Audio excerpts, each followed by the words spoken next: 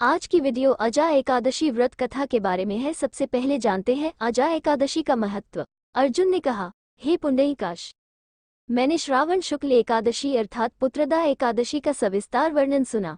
अब आप कृपा करके मुझे भाद्रपद माह के कृष्ण पक्ष की एकादशी के बारे में भी बतलाएं। इस एकादशी का क्या नाम है तथा इसके व्रत का क्या नियम है? इसका व्रत करने से किस फल की प्राप्ति होती है?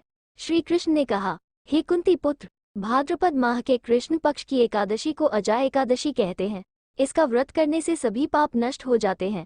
इसलोक और परलोक में मदद करने वाली इस एकादशी व्रत के समान संसार में दूसरा कोई व्रत नहीं है। अब जानिए अजा एकादशी व्रत कथा के बारे में। पौराणिक काल में भगवान श्री राम के वंश में अयोध्या नगरी में एक चक्रवर्ती राजा हरिश्चंद्र नाम के एक राजा हुए थे। राजा अपनी सत्यनिष्ठा और ईमानदारी के लिए विख्यात थे। एक बार देवताओं ने इनकी परीक्षा लेने की योजना बनाई। राजा ने स्वप्न में देखा कि ऋषि विश्वामित्र को उन्होंने अपना राजपाट दान कर दिया है। सुबह विश्वामित्र वास्तव में उनके द्वार पर आकर कहने लगे, तुमने स्वप्न में मुझे अपना राज्य दान कर दिया है। राजा ने सत्यनिष्ठ व्रत का पालन करते हुए संपूर्ण राज्य विश्वामित्र को सौंप दिया। दान के लिए दक्षिणा चुकाने हेतु राजा हरिश्चंद्र को पूर्व जन्म के कर्मफल के कारण पत्नी, बेटा एवं खुद को बेचना पड़ गया। हरिश्चंद्र को एक डोम ने खरीद लिया जो शमशान भूमि में लोगों के दाह संस्कारा का काम करवाता था। स्वयं वो एक चांडाल का दास बन गया। उसने उस चांडाल के यहाँ कफन लेने का काम किया, किंतु उसने इस आपत्ति के काम में भी सत्य का साथ नहीं छोड़ा। जब इसी प्रकार उसे कई साल बीत गए तो उसे अपने इस नीच कर्म पर बड़ा दुख हुआ और वो इससे मुक्त होने का उपाय खोजने में लग गया। वो सदैव इसी चिंता में रहने लगा कि मैं क्या करूं, किस प्रकार इस नीच कर्म से मुक्ति पाऊं। एक बार की बात है, वो इसी चिंता में बैठा था कि गौतम ऋषि उसके पास पहुंचे। हरिश्चंद्र ने उन्हें प्रणाम किया और अपनी दुख भरी कथा सुनाने लगे।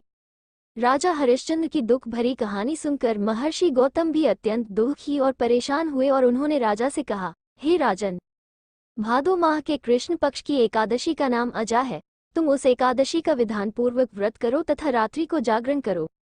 इससे तुम्हारे सभी पाप नष्ट हो जाएंगे। महर्षि गौतम इतना कहकर विलुप्त हो गए।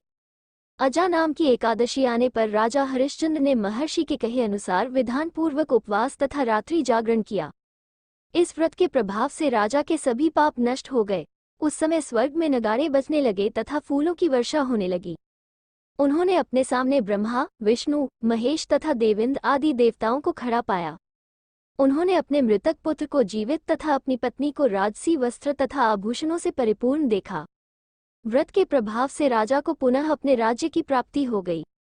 वास्तव में एक ऋषि ने राजा की परीक्षा लेने के लिए ये सब कौतुक किया था, परंतु अजा एकादशी के व्रत के प्रभाव से ऋषि द्वारा रची गई सारी माया समाप्त हो गई और अंत समय में हरिश्चंद्र अपने परिवार सहित स्वर्गलोक को गया।